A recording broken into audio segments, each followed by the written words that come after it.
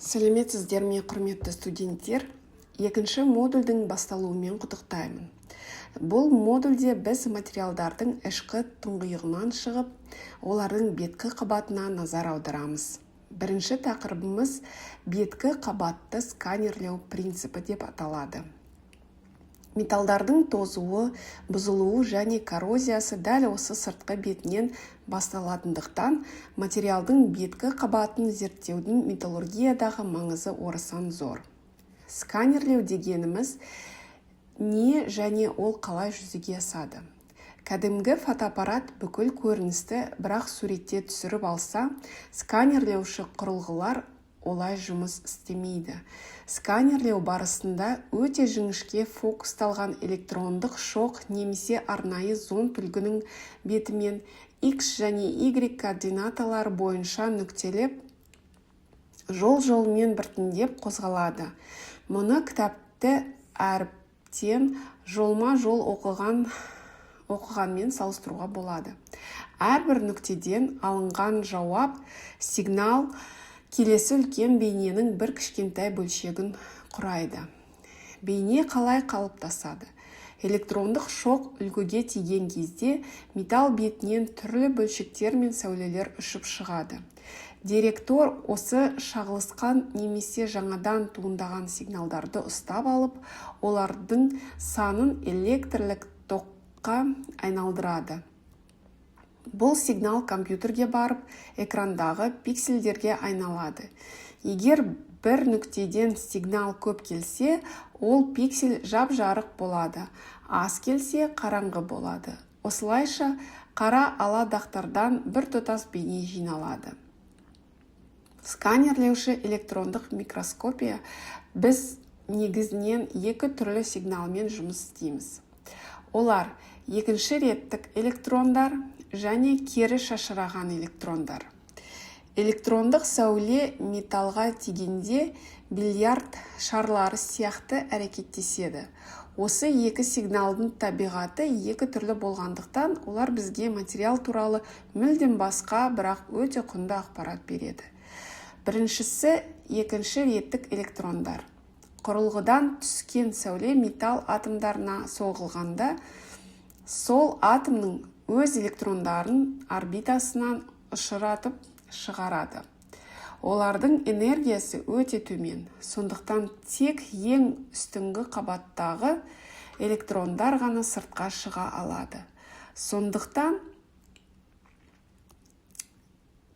SI сигналдары беттің топографиясын, яғни бедерін, ойықтарын, төбелерін өте жоғары 3D көлемде дәлдікпен көрсетеді. Егер бетте дөңес жер болса, оның шетінен электрондар көбірек шығып, сол суретте жарық болып көрінеді. Екінші, кері шашыраған электрондар. BCE.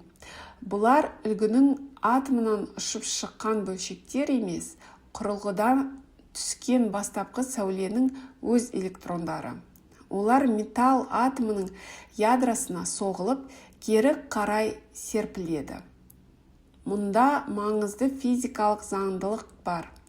Элементтің атомдық нөмірі неғұрлым үлкен болса, оның ядросы соғұрлым үлкен болады, және ол электрондарды өзінен көбірек кері шашыратады.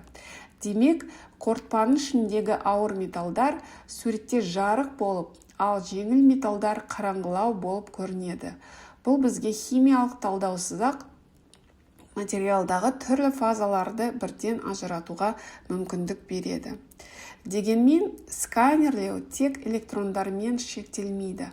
Атомдық күштік микроскопия сияқты зондтық әдістерде электрондық шоқтың орнына өте үшкір механикалық ине, яғни зонд қолданылады. Бұл ине материалдың бетін физикалық түрде сипап өтеді. Бұны Брайл қарпін саусақпен оқыған зиғап жанның әрекетімен салыстыруға болады. Бұл әдіс беттің рельефін нанометрлік тіпті жекелеген атомдар деңгейіндегі дәлдікпен өлшеп, нақты 3D топографиялық картасын жасап шығарады. Бұл әдістердің металлургиядағы практикалық қолданылуы қандай? Беткі қабатты сканерлеу бөлшектердің неліктен сынғанын анықтау, дәнекерлеу, жіктерінің сапасын тексеру, коррозия ошақтарын табу және қорғаныс жабындарының қалыңдығын өлшеу үшін күнделікті өндірісте қолданылады. Микродеңгейдегі кішкентай ғана жарықшақ бүкіл үлкен механизмнің істен шығуына әкелуі мүмкін. Сондықтан бұл бақылау өте қажет. Сканерлеуші және зондтық микроскопия бұл материалдардың сыртқы әлемін микро және нано деңгейде зерттейтін ең сенімді құралдар. Біз беттің рельефін, ақауларын және құрылымдық ерекшеліктерін дәл тану арқылы зауыттағы өндірістік технологиялардың қаншалықты дұрыс таңдалғанын байқаймыз және өнімнің сапасын арттырамыз. Дәрісімізді бекіту үшін сіздерге өзіндік жұмыс тапсырмалар беріледі. Бірінші тапсырмада экрандағы 5 сұраққа жауап беріңіз. Онда жалпы сканерлеу принципінің қалай жұмыс істейтін, бейненің қалай қалыптасатынын, екінші реттік және кері шашыраған электрондардың қандай ақпарат беретінін түсіндірулеріңіз керек. Сонымен қатар зондтық сканерлеудің ерекшелігін атап өтіңіздер. Екінші тапсырмада беткі қабатты сканерлеу әдістерінің металлургиядағы маңызы туралы 5-6 сөйлемнен тұратын эссе қорытынды жазасыздар. Ал үшінші тапсырмада берілген кестені толтырасыздар. Бұл кесте SI сигналдары, BCE сигналдары, атомдық күштік микроскопия және фрактография ұғымдарының сипаттамасын беріп, олардың қандай мақсатта қолданылатынын нақтылап жазып шығу қажет. Осымен екінші модульдің алғашқы тақырыбы аяқталды. Сабаққа зейін қойып қатысқандарыңыз үшін алғыс білдіремін. Келесі дәрісте кездескенше сау саламат болыңыздар.